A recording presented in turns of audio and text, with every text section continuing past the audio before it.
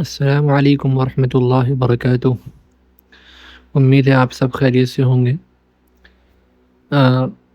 ہم نے ایک سلسلہ شروع کیا تھا سورۃ منہاج الصحابہ میں، جو صحابہ کے واقعات ہیں ان کے اردو ترجمے کا، تو اس کی یہ دوسری قسط ہے۔ آج انشاءاللہ ہم لوگ طفیل ابن عمرو الدوسی رضی اللہ تعالیٰ عنہ کے بارے میں پڑھیں گے۔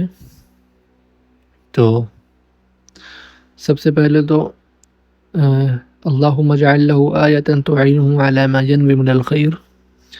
اللہ کے رسول نے ان صحابی کے لیے دعا کی تھی کہ اللہ ان کے لیے کوئی ایسی نشانی بنا دیجیے جو ان کی مدد کرے، علی ما ینوی من الخیر، اس کار خیر کی وجہ سے جس کا انہوں نے ارادہ کیا ہے۔ انشاءاللہ اب آگے اس کے متعلق پڑھیں گے۔ بسم اللہ الرحمن الرحیم۔ الطفیل ابن عمرو الدوسی سید قبیلۃ دوس فی الجاہلیہ۔ طفیل ابن عمرو الدوسی وہ زمان جاہلیت میں دوس قبیلے کے سردار تھے۔ وہ شریف من اشراف العرب المرموقین وواحد من اصحاب المروءات المعدودین، اور اشراف عرب یعنی عرب کے معزز سرداروں میں سے ایک سردار، المرموقین جو نہایت ہی محترم اور عزت دار تھے، اور اصحاب مروت لوگوں میں سے تھے، المعدودین جو گنے چنے ہوتے ہیں۔ لا تنزل له قدر عن نار، ان کی دیگ وہ آگ پر سے نہیں اترتی تھی، یعنی وہ لوگوں کو کھلانے میں مشہور تھے۔ ولا یوصد له باب امام طارق، اور کھٹکھٹانے والے کے لیے وہ دروازہ کبھی بند نہیں ہوتا تھا، یعنی جو بھی سائل آتا تھا، جو بھی غریب آتا تھا، اس کی ضرورت کو، اس کے سوال کو یہ پورا کرتے تھے۔ یطعم الجائع، بھوکے کو کھلاتے تھے، ویؤمن الخائف، اور ڈرے ہوئے کو امن دیتے تھے، ویجیر المستجیر، اور پناہ مانگنے والے کو یہ پناہ دیتے تھے۔ وہو الی ذالک، اس کا مطلب اس کے ساتھ ساتھ وہو اضافۃ الی ذالک ادیب، وہ ایک ادیب بھی تھے۔ اریب کے معنی جیسا کہ نیچے لکھا ہوا ہے، ذکی فطن، یعنی وہ بہت ذہین تھے۔ لبیب، وہ عقل مند تھے۔ وشاعر مرہف الحس، اور ایک ایسے شاعر تھے جن کا حس وہ زندہ تھا۔ رقیق الشعور، شعور کے بہت نرم تھے۔ بصیر بحلو البیان ومروه، اور کلام کی تلخی اور کلام کی حلاوت کو خوب جاننے پہچاننے والے تھے۔ حیث تفعل فیہ الکلمۃ فعل السحر، جس میں کلمہ وہ کام کرتا ہے جو کام جادو کرتا ہے۔ غادر الطفیل منازل قومہ فی تہامہ، طفیل نے اپنے قوم کے گھروں کو تہامہ میں چھوڑا۔ متوجہا الی مکہ، مکہ کی طرف رخ کرتے ہوئے، یعنی جب انہوں نے مکہ کی طرف رخ کیا تھا تو انہوں نے اپنے قوم کے گھروں کو چھوڑا۔ فی تہامہ، تہامہ وہ بحر احمر کے سامنے ایک ساحلی علاقہ ہے۔ ورح الصراع دائرۃ بین الرسول الکریم صلوات اللہ وکفار قریش، اور جب انہوں نے مکہ جانے کا ارادہ کیا تو مکے میں اس وقت لڑائی کی چکی وہ چل رہی تھی، اور یہ لڑائی کس کے درمیان تھی؟ اللہ کے رسول اور کفار قریش کے درمیان تھی۔ کل یرید ان یکسب لنفسہ الانصار، دونوں میں سے ہر ایک چاہتا تھا کہ وہ اپنے لیے کچھ ایسے لوگوں کو تلاش کرے جو ان کی مدد کر سکے۔ ویجتذب لحزبہ الاعوان، اور اپنے لیے مددگار کو اپنی طرف کھینچ سکے۔ فالرسول صلوات اللہ وسلم علیہ یدعو لربہ وصلاح والایمان والحق، اللہ کے رسول صلی اللہ علیہ وسلم اپنے رب سے دعا کرتے ہیں اس حالت میں کہ ان کا ہتھیار صرف ان کے ایمان ہوتا، والحق، اور حق بات جس کی وہ دعوت دے رہے تھے۔ وکفار قریش یقاومون دعوتہ بکل سلاح، اور قریش کے کفار وہ ہر ہتھیار کے ساتھ اس جنگ میں مقابلہ کر رہے تھے۔ ویصدون الناس عنہ بکل وسیلۃ، اور لوگوں کو رسول اللہ صلی اللہ علیہ وسلم سے ہر وسیلہ آزما کر، ہر وسیلہ استعمال کر کے لوگوں کو ان کے پاس جانے سے روک رہے تھے۔ ووجد الطفيل نفسه يدخل في هذه المعركة على غير أهبة ويخوض غمارها من غير قصد. اور طفیل نے اپنے آپ کو اس طرح پایا کہ وہ اس معرکے میں بغیر کسی تیاری کے داخل ہو رہے ہیں اور بغیر کسی قصد و ارادے کے وہ اس لڑائی کے درمیان میں جا رہے ہیں.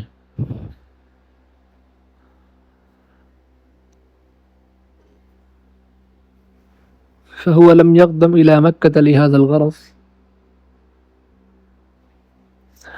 اور وہ اس مقصد کے لیے مکہ آئے بھی نہیں تھے. ولا خطر له امر محمد وقریش قبل ذلك على بال. اور اس سے پہلے ان کو محمد صلی اللہ علیہ وسلم اور قریش کے درمیان ہو رہے معاملے کا ان کو خیال تک نہ آیا. ومن هنا كانت للطفيل ابن عمرو الدوسی. اور یہاں سے طفیل ابن عمرو الدوسی کا اس لڑائی کے ساتھ ایک ایسا قصہ جڑا ہوا ہے جسے کبھی بھلایا نہیں جا سکتا. تو ہمیں اس سے سننا چاہیے کیونکہ یہ عجیب و غریب قصوں میں سے ایک قصہ ہے. طفیل خود بیان کرتے ہیں قال وہ کہتے ہیں کہ میں مکہ آیا پھر تو جیسے ہی مجھے قریش کے سرداروں نے دیکھا اور وہ میری طرف آئے اور انہوں نے میرا بہت گرم جوشی سے استقبال کیا اور مجھے بہترین مکان میں رکھا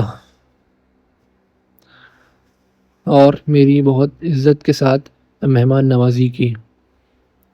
پھر ثم اجتمع الی سادتہم.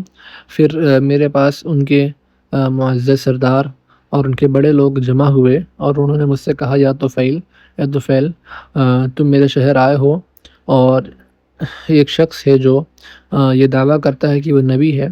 اس نے ہمارے تمام معاملے میں فساد برپا کر دیا ہے اور ہماری اجتماعیت کو خراب کیا ہے اور ہماری جماعت میں انتشار اور پھوٹ پیدا کی ہے اور ہم اس بات سے ڈرتے ہیں کہ وہ تم پر اور تمہاری سرداری پر بھی وہی مصیبت لائے گا جو مصیبت اس نے ہماری قوم میں لایا ہے وہ ہماری قوم میں. تو تم اس آدمی سے ہرگز بات نہ کرنا اور اس کی کوئی بات نہ سننا کیونکہ اس کی ہر بات ایک جادو کی طرح ہوتی ہے.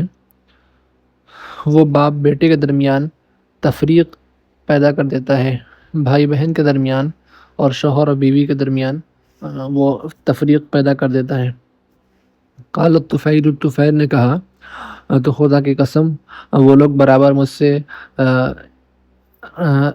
اللہ کے رسول کے متعلق عجیب و غریب چیزیں بتاتے رہے اور مجھے اپنے آپ پر اپنے قوم پر اللہ کے رسول کے عجیب کاموں سے ڈراتے رہے، یہاں تک کہ میں نے ارادہ کر لیا کہ میں ان کے قریب نہیں جاؤں گا اور نہ ان سے کچھ بات کروں گا اور نہ ان کی کوئی بات سنوں گا. ولما غدوت الى المسجد للطواف بالكعبہ. پھر میں جب مسجد کے قریب آیا کعبے کا طواف کرنے کے لیے اور جو کعبے میں جو بت رکھے ہوئے تھے ان سے تبرک لینے کے لیے التی کننا الیہا نحج، جن بتوں کے لیے ہم حج کرتے تھے وإیاہا نعظم اور انہی کی تعظیم کرتے تھے. حشوت فی اذنی قطنا خوفا من ان لا یلامس سمعی شیء من قول محمد. اور میں نے اس ڈر سے اپنے کان میں روئی بھی رکھی ہوئی تھی کہ محمد کی کوئی بات میرے کان میں کہیں پڑ نہ جائے. لیکنی ما ان دخلت المسجد، لیکن میں جیسے ہی مسجد میں داخل ہوا تو میں نے محمد کو نماز پڑھتے ہوئے پایا کعبے کے پاس. وہ نماز ایسی تھی جو ہماری نماز سے مختلف تھی اور وہ ایسی عبادت کر رہے تھے جو ہماری عبادت سے بالکل الگ تھی. تو مجھے اس منظر نے اپنا قیدی بنا لیا، یعنی یہ منظر مجھ کو بہت پسند آیا. وہ حضرتنی عبادت ہو اور محمد کی عبادت نے میرے جسم کو اور میرے وجود کو ہلا کے رکھ دیا. ووجدت نفسی ادنو منہ، اور میں نے اپنے آپ کو ایسا پایا کہ میں اس سے قریب ہو رہا ہوں. شیئن فشیئن علی غیر قصد منی حتی اصبحت قریبا منہ، کہ میں بغیر کسی مقصد سے اس کے قریب ہو رہا ہوں یہاں تک کہ میں اس کے قریب ہو گیا.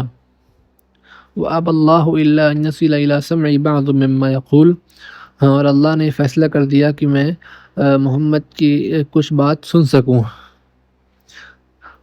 تو میں نے بہت بہترین کلام سنا اور میں نے اپنے دل میں کہا ثقلت کا امک یا طفیل، اے طفیل تم پر تمہاری ماں روئے، ہاں تم تو ایک عقل مند ہوشیار شاعر ہو، اور تم پر الحسن من القبیح، بری چیزوں میں سے اچھی چیز نہیں چھپتی، یعنی تم تو یہ جانتے ہو کہ کون سی چیز بری ہے اور کون سی چیز اچھی ہے، یعنی تم ان دونوں میں فرق کو سمجھتے ہو، تو تمہیں کون سی چیز روک رہی ہے کہ تم اس آدمی کے بات کو سنو، اور اگر یہ کوئی ایسی بات کرے گا جو صحیح ہوگی، اچھی ہوگی، تو تم اسے قبول کر لینا، اگر کوئی بری بات ہوگی تو اسے تم چھوڑ دینا۔ قال الطفیل، طفیل نے کہا ثم مکثت حتی انصرف رسول اللہ صلی اللہ علیہ وسلم الابیدی، پھر میں تھوڑی دیر ٹھہرا رہا تو اللہ کے رسول صلی اللہ علیہ وسلم اپنا گھر کی طرف چل دیے، تو میں بھی ان کے پیچھے ہو لیا یہاں تک کہ وہ اپنے گھر میں داخل ہوئے، میں بھی ان کے گھر میں داخل ہوا، تو میں نے کہا اے محمد تمہاری قوم نے مجھ سے ایسا ایسا کہا ہے، اور وہ برابر مجھ کو تمہارے بارے میں ڈراتے رہے، یہاں تک کہ میں نے اپنے کان کو روئی سے بند کر لیا تاکہ میں تمہاری کوئی بات سن نہ سکوں، لیکن اللہ نے یہ فیصلہ یہ کیا کہ میں تمہاری کوئی بات سن لوں، تو میں نے اس سے بہت بہترین بات پایا، تو تم اپنے معاملے کو ہمارے سامنے رکھو، یعنی تم جس دعوت کو دیتے ہو وہ دعوت ہمارے سامنے بھی پیش کرو۔ تو انہوں نے اپنی دعوت ہمارے سامنے پیش کی اور سورۃ اخلاص اور سورۃ فلق پڑھی، تو خدا کی قسم میں نے اس سے پہلے فواللہ ما سمعت قولا احسن من قولی، تو میں نے اس کلام سے بہتر کوئی کلام نہیں سنا تھا، اور اس معاملے سے بہتر کوئی معاملہ میں نے عدل کے قریب نہیں پایا تھا۔ پھر اس وقت میں نے اپنا ہاتھ اللہ کے رسول کے سامنے بڑھا دیا اور میں نے گواہی دی کہ نہیں یہ کوئی معبود سوائے اللہ کے، محمد صلی اللہ علیہ وسلم اللہ کے رسول ہیں، اور پھر میں اسلام میں داخل ہو گیا، اسلام لے آیا۔ قال الطفیل، پھر طفیل کہتے ہیں تو پھر میں مکے میں کچھ دن قیام پذیر رہا، وہاں میں نے کچھ اسلام کے متعلق اسلام کے کچھ اہم امور سیکھے، اور قرآن میں سے جو بھی ہمارے لیے آسان رہا میں نے اس کو حفظ کیا۔ پھر میں نے جو اپنی قوم میں جانے کا ارادہ کیا تو میں نے کہا کہ اللہ کے رسول انی امرؤ مطاع فی عشیرتی، میں اپنی قوم میں ایک ایسا آدمی ہوں جس کی بات مانی جاتی ہے، جس کو سنا جاتا ہے، اور میں ان میں واپس جا رہا ہوں، اور وداعیہ من الاسلام، اور میں انہیں اسلام کی طرف انہیں بلاؤں گا، تو اللہ سے دعا کرے کہ وہ میرے لیے کوئی نشانی بنا دے، تکون لی عونا، جو میری مددگار ہو، فیما ادعوہم الیہ، اس معاملے میں جس میں ان لوگوں کو دعوت دینے جا رہا ہوں، تو اللہ کے رسول نے ان کے لیے دعا فرمائی۔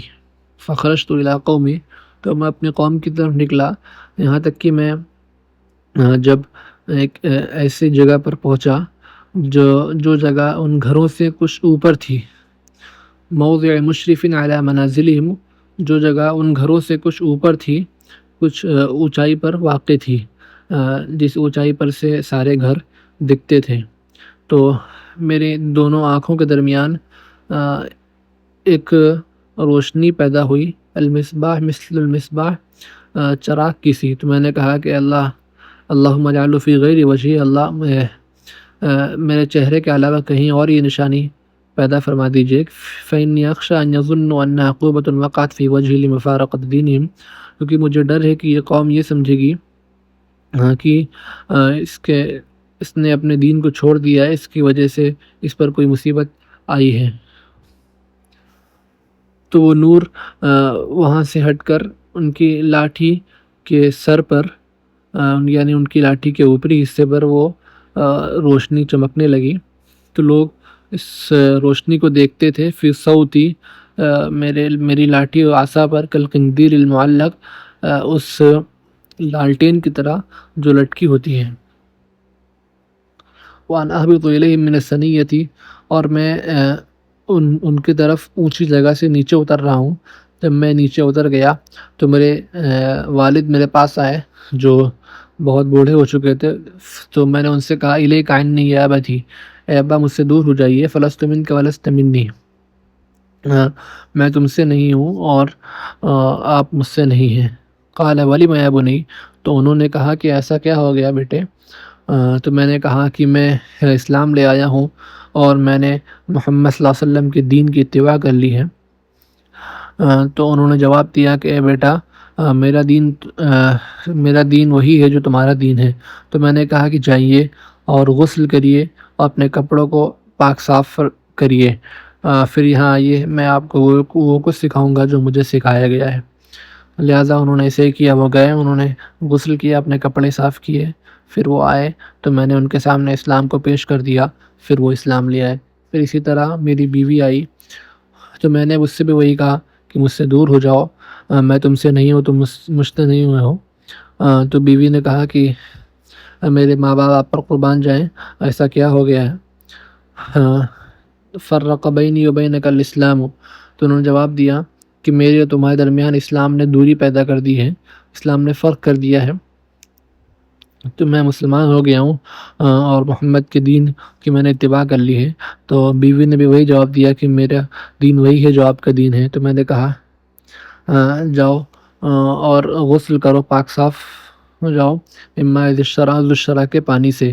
ذوالشرح وہ ایک بت ہے قبیلہ دوس کا، حولہ ماء یہبط من الجبل، اور اس کے گرد پہاڑ سے پانی گرتا ہے۔ تو میں نے کہا کہ میرے ماں باپ آپ پر قربان جائیں، کیا آپ اپنے بچوں پر ڈرتے نہیں ہیں کہ ذوالشرح اتخشى علی صبیتی شیء من ذوالشرح، کیا آپ اپنے بچوں سے ڈرتے نہیں ہیں کہ ذوالشرح کوئی نقصان نہ پہنچا دے انہیں؟ تو میں نے کہا تبا لک ولی ذوالشرح، تبا لک ولی ذوالشرح، تم پر اور ذوالشرح کے لیے ہلاکت ہو۔ میں نے تم سے کہا اذهبی واغتسلی هناک بعیدا عن الناس، جاؤ اور غسل کر لو وہاں لوگوں سے دور ہو کر، اور میں اس بات کی ضمانت دیتا ہوں تمہارے لیے کہ یہ گونگا پتھر کچھ نہ کر سکے گا۔ تو وہ چلی گئی، اس نے غسل کیا، پھر وہ آئی تو میں نے اس کے سامنے اسلام پیش کر دیا، لہٰذا وہ مسلمان ہو گئی۔ پھر میں نے قبیلہ دوس میں دعوت دی، فابطؤوا علی، تو ان سب نے وہ سب اسلام تو لیا لیکن ان سب نے اسلام لانے میں دیری کی سوائے ابو ہریرہ کے۔ فقط کان اسرع الناس اسلاما، تو لوگوں میں سب سے پہلے اور بہت تیزی سے اسلام لانے والوں میں سے تھے۔ تو فیل کہتے ہیں کہ میں اللہ کے رسول کے پاس مکہ آیا اور میرے ساتھ ابو ہریرہ بھی تھے، تو اللہ کے رسول نے مجھ سے کہا ما وراک یا طفیل، طفیل تمہارے پیچھے یعنی تمہارے قبیلے میں کیا خبر ہے، کیسی صورتحال ہے؟ تو میں نے کہا قلوب علیہا کنۃ، ایسے دل ہیں جن پر پردہ پڑا ہوا ہے اور بڑا سخت کفر وہاں موجود ہے۔ لقد غلب علی دوس الفسوق والعصیان، قبیلہ دوس پر فسق اور گناہ ان پر غالب آ گیا ہے۔ تو اللہ کے رسول صلی اللہ علیہ وسلم کھڑے ہوئے، وضو کیا اور نماز پڑھی، اور ورفع یدہ الی السماء، اور اپنے ہاتھ آسمان کی طرف اٹھائے اور کہا، قال ابو ہریرہ کہتے ہیں فلما رأیتہ کذلک خفت ان یدعو علی قومی فیہلکوا، ابو ہریرہ کہتے ہیں کہ جب میں نے ان کو دیکھا تو مجھے ایسا لگا، مجھے بہت ڈر لگا کہ وہ ہماری قوم کے لیے بد دعا کریں گے تو قوم ہلاک ہو جائے گی۔ تو پھر میں نے کہا وا قوما، ہے قوم، لیکن اللہ کے رسول صلی اللہ علیہ وسلم یہ کہنے لگے اللہم ہد دوسا، اے اللہ قبیلہ دوس کو ہدایت دے، اے اللہ قبیلہ دوس کو ہدایت دے، اللہ قبیلہ دوس کو ہدایت دے۔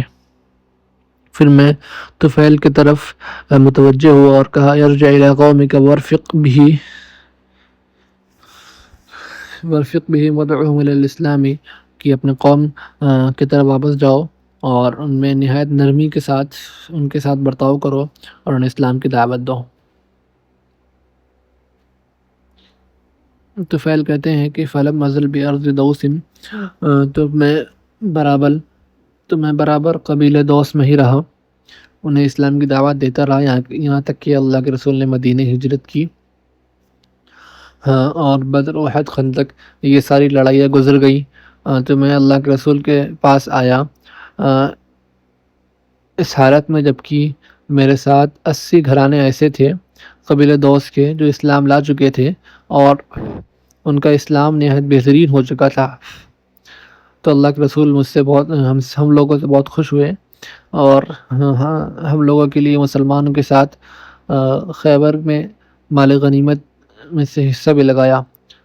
تو ہم نے کہا اللہ کے رسول اجعلنا میمنتک فی کل غزوۃ تغزوها، ہر وہ لڑائی جس میں جو آپ لڑیں گے آگے، اس میں ہم سب کو میمنہ بنا دیجیے۔ میمنہ فوج کا وہ حصہ ہوتا ہے جو داہنی طرف سے لڑتا ہے۔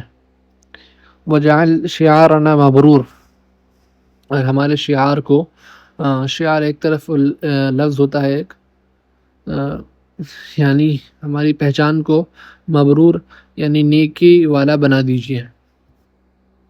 قالوا طفیل کہتے ہیں ثم لم ازل مع رسول اللہ صلی اللہ علیہ وسلم حتی فتح اللہ علی مکہ، پھر میں فتح مکہ کے ساتھ اللہ کے رسول صلی اللہ علیہ وسلم کے ساتھ رہا۔ تو میں نے کہا اللہ کے رسول مجھے ذی الکفین جو عمرو بن حمامہ کا بت تھا اس کی طرف بھیج دیجیے تاکہ میں اسے جلا دوں۔ تو اللہ کے رسول نے اس کی اجازت دے دی۔ تو وہ اپنے قوم سے چھپ چھپا کر اس کے ذی الکفین اس بت کے پاس گئے۔ تو جب اس کے پاس پہنچے اور اسے جلانے کا ارادہ کیا تو ان کے ارد گرد عورتیں، بچے اور آدمی سب جمع ہو گئے۔ تربصون بہ الشر، اور وہ سب انتظار کرنے لگے کہ ان کے ساتھ کچھ برا ہوگا، اور وہ انتظار کرنے لگے کہ ان پر کوئی مصیبت آ گرے گی۔ ان ہوا نال ذی الکفین بضر، جیسے ہی وہ اس بت کے ساتھ کسی چھیڑ چھانی کا ارادہ کریں گے۔ لیکن طفیل اس بت کے سامنے آگے بڑھے، علی مشہد من عبادی، ان کے معبودین، ان کے عبادت کرنے والوں کے سامنے سے، اور وجعل یضرم النار فی فؤادی، اس کے دل میں آگ پھونکنے لگے۔ وہ یرتجز، اور وہ اشعار کہہ رہے تھے یا ذا الکفین لست من عبادی کا، اے ذی الکفین میں تمہاری عبادت کرنے والوں میں سے نہیں ہوں، میلادنا تو میلادی کا، اور میں تم سے پہلے پیدا ہوا ہوں، اور انی حشوت النار فی فؤادی کا، میں نے تمہارے دل میں آگ جلا دی ہے۔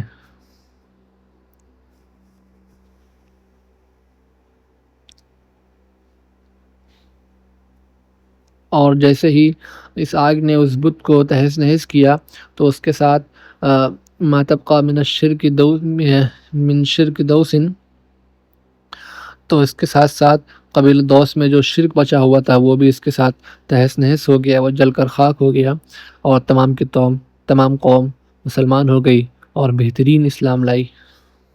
ظل الطفیل بن عمرو الدوسی بعد ذلك ملازما لرسول اللہ صلوات اللہ وسلم علیہ، اور اس کے بعد سے طفیل بن عمرو الدوسی رضی اللہ تعالیٰ عنہ اللہ کے رسول صلی اللہ علیہ وسلم کے ساتھ رہے یہاں تک کہ اللہ کے رسول صلی اللہ علیہ وسلم کا انتقال ہو گیا۔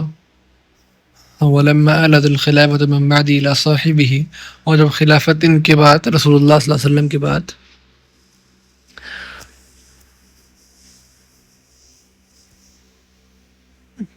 الى صاحبہ صدیق، ان کے دوست حضرت ابوبکر صدیق رضی اللہ تعالیٰ عنہ کے پاس آئی، تو طفیل نے اپنے آپ کو، اپنی تلوار کو اور اپنے اولاد کو خلیفۃ رسول صلی اللہ علیہ وسلم کی اطاعت میں لگا دیا، یعنی ابوبکر صدیق رضی اللہ تعالیٰ عنہ کی اطاعت میں ان سب کو لگا دیا۔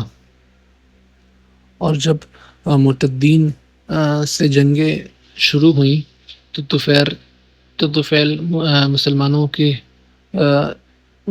کی فوج میں تلیہ میں شامل ہوئے۔ تلیہ یعنی جو فوج کا جو حصہ آگے رہ کر لڑتا ہے، لحرب مسلمہ کذاب سے لڑنے کے لیے، اور ان کے ساتھ ان کا بیٹا عمر بھی تھا۔ وفیما هو فی طریق الی الیمامہ رأى رؤیا، اور جب وہ یمامہ کے راستے میں تھے تو انہوں نے خواب دیکھا اور اپنے احباب سے کہا کہ میں نے ایک خواب دیکھا ہے، تو اس کی تعبیر مجھے ذرا بتا دو۔ تو انہوں نے کہا کہ آپ نے ایسا کیا دیکھا ہے؟ تو طفیل بن عمرو نے کہا کہ میں نے خواب میں دیکھا ہے کہ میرا سر وہ گنجا ہو گیا ہے، اور ایک پرندہ میرے منہ سے نکلا اور وان امرأۃ ادخلتنی فی بطنہا، اور ایک عورت نے مجھے اپنے پیٹ میں داخل کر لیا، اور میرا بیٹا عمر جو مجھے ڈھونڈ رہا ہے، تلاش کر رہا ہے، لیکن اس کے اور میرے درمیان کوئی چیز حائل ہو گئی، تو ان لوگوں نے کہا خیراً، یہ بہترین چیز ہے۔ فقال اما انا واللہ لقد اولتها، تو خدا کی قسم میں نے اسے سمجھ لیا ہے، اولتها، میں نے اسے سمجھ لیا ہے، اور میں اس میں اول آنے والا ہوں۔ اما حلق راسی فذلک انہ یقطع، میرے سر کے گنجے ہونے کا مطلب یہ ہے کہ سر کاٹا جائے گا، اور جو پرندہ میرے منہ سے نکلا وہ میری روح ہے، اور جس عورت نے مجھے اپنے پیٹ میں داخل کیا تو وہ زمین ہے، تحفر لی فادفن فی جوفها، جو میرے لیے کھودی جائے گی اور میں اس کے پیٹ میں جاؤں گا، اور میں یہ امید کرتا ہوں، میں چاہتا ہوں کہ مجھے شہادت حاصل ہو۔ اور جو میرا بیٹا مجھے تلاش کر رہا تھا اس کی تعبیر یہ ہے کہ وہ بھی شہادت چاہتا تھا، التی سأحظى بها، جس شہادت سے میں محظوظ ہونے والا ہوں، اذ اذن اللہ، لیکن اگر اللہ تعالیٰ اجازت دے گا، لیکنہ یدرکها فیما بعد، لیکن وہ اس کے بعد شہادت حاصل کرے گا، اس وقت اور اس جنگ میں شہادت حاصل نہیں کرے گا۔ اور یہ ماما کے معرکے میں ان صحابی جلیل طفیل بن عمرو الدوسی نے بڑی بہترین لڑائی لڑی، یہاں تک کہ وہ شہید ہو کر گر پڑے علی ارض المعرکۃ، معرکے کی جگہ پر۔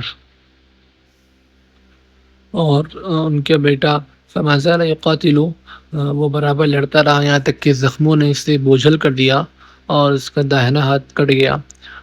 فعاد الی المدینۃ مخلفا علی ارض الیمامۃ اباہ ویدہ، اور وہ مدینہ کی طرف لوٹے اس حالت میں کہ یمامہ کی زمین پر انہوں نے اپنے باپ کو اور اپنے ہاتھ کو چھوڑ دیا تھا۔ یمامہ کی سرزمین پر اپنے باپ اور اپنے ہاتھ کو چھوڑ کر وہ مدینہ کی طرف لوٹے۔ اور عمر بن خطاب رضی اللہ تعالیٰ عنہ کے دور خلافت میں عمر بن طفیل ان کے پاس آئے، اور حضرت عمر فاروق کے لیے کھانا لایا گیا، اور لوگ ان کے درمیان بیٹھے ہوئے تھے۔ فدعا القوم الی طعامی، تو انہوں نے لوگوں کو کھانے کی دعوت دی۔ فتنحى عمرو بن عنہ، اور حضرت عمرو بن طفیل ان سے الگ ہو گئے، تو عمر فاروق رضی اللہ تعالیٰ عنہ ان سے کہا کہ کیا ہو گیا، تم کھانے سے ہٹ گئے، خجلا عن یدک من یدک، اپنے ہاتھ سے شرماتے ہوئے؟ تو انہوں نے کہا کہ اے امیر المؤمنین ایسا ہی ہے۔ تو انہوں نے کہا واللہ لا اذوق هذا الطعام حتى تخلطه بيدك المقطوعة، تو خدا کی قسم میں اس کھانے کو تب تک نہیں چکھوں گا جب تک تم اس کٹے ہوئے ہاتھ سے اس کھانے کو چھو نہ دو۔ واللہ ما فی القوم احد معه في الجنة الا انت، خدا کی قسم قوم میں کوئی بھی ایسا شخص نہیں ہے جس کا بعض حصہ جنت میں پہنچ گیا ہو تمہارے سوا۔ یرید بذلک یدہ، یعنی تمہارا ہاتھ جنت میں پہنچ گیا ہے۔ ظل حلم الشہادۃ یلوح لعمر منذ فارق اباہ، عمر بن طفیل بن دوسی کے لیے شہادت کے خواب برابر آتا رہا جب سے انہوں نے اپنے والد کو جدا کیا تھا۔ تو جب یرموک کا معرکہ آیا، بادر الیہ عمرو مع المبادرین، تو اس معرکے میں جانے والوں کے ساتھ عمر بھی شامل ہوئے اور برابر لڑتے رہے یہاں تک کہ انہوں نے شہادت حاصل کی، شہادت پائی، التی مناہ بہا ابوہا، جس کی تمنا ان کے والد نے بھی کی تھی۔ رحم اللہ طفیل بن عمرو الدوسی، اللہ تعالیٰ طفیل بن عمرو الدوسی پر رحم فرمائے۔ فهو الشہید و ابو الشہید، تو وہ بھی شہید ہوئے اور وہ شہید کی اولاد میں بھی شامل ہوئے۔